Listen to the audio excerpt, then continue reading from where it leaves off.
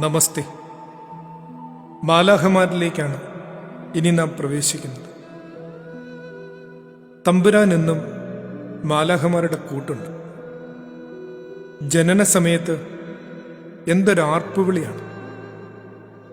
നോമ്പുകാലത്ത് തനിച്ചിരിക്കുമ്പോൾ കൂട്ടിനെത്തി ശുശ്രൂഷിക്കുന്നുണ്ട്. ഗത്സമനയിലെ സങ്കടത്തിൽ ചേർന്ന് നിൽക്കുന്നുണ്ട്. കുരിശുമരണ നേരത്ത് പ്രാർത്ഥനയർപ്പിക്കുന്നു. കല്ലറ സൂക്ഷിക്കുന്നതും മാലാഖ. സ്വർഗാരോഹണ വേളയിൽ ആനന്ദത്തിൽ അവരാറാടുന്നു. ഈ ക്രിസ്തു സംഭവങ്ങളുടെ എല്ലാം ഐക്കണുകളിൽ നമുക്കിതൊക്കെ കാണാം. ഇനി ജനനസമയം നോക്കുക. വയലുകളിൽ ആടുകളെ രാത്രി കാത്തുകൊണ്ടിരുന്ന ഇടയന്മാർക്കരികിലേക്ക് മാലാഖ എത്തി പറയുന്നു, സകല ജനത്തിനും വേണ്ടിയുള്ള വലിയ സന്തോഷത്തിന്റെ സുവാർത്ത ഞാൻ നിങ്ങളെ അറിയിക്കുന്നു. രക്ഷകനായ ക്രിസ്തു ജനിച്ചിരിക്കുന്നു. കീറ്റുശീലകൾ പൊതിഞ്ഞ് പുൽത്തൊട്ടിയിൽ കിടത്തിയിരിക്കുന്ന ഒരു ശിശുവിനെ നിങ്ങൾ കാണും. ഇതാണ് നിങ്ങൾക്കുള്ള അടയാളം.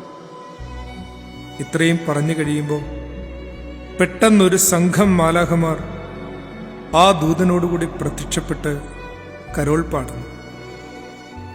അത്യുന്നതങ്ങളിൽ ദൈവത്തിന് മഹത്വം, ഭൂമിയിൽ ദൈവപ്രസാദം ലഭിച്ചവർക്ക് സമാധാനം. ഈ രണ്ട് സംഭവങ്ങളും ഐക്കണിലുണ്ട്. മാലാഖയുടെ വാക്ക് കേൾക്കുന്ന ഇടയന്റെ ചിത്രം, അതുപോലെ തന്നെ സംഘഗാനം മുഴക്കുന്ന മാലാഖമാരുടെ ചിത്രം. ശരിക്കും ഒരു ചെറിയ കൗതുകമാണ് ഇത് വരച്ചു വന്നപ്പോൾ തോന്നിയത്. അതീതമായ ദർശനമുണ്ടാവുന്ന ഇടയന്മാരുടെ അടുത്തേക്കാണ് ശാശ്വത സമാധാനം പിറക്കുന്നത്.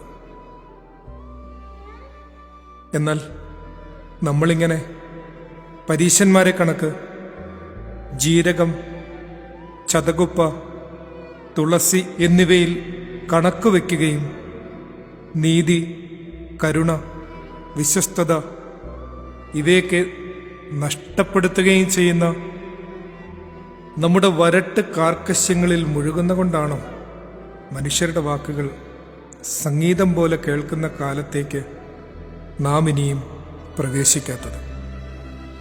ആദരവോടെ സക്കേർ.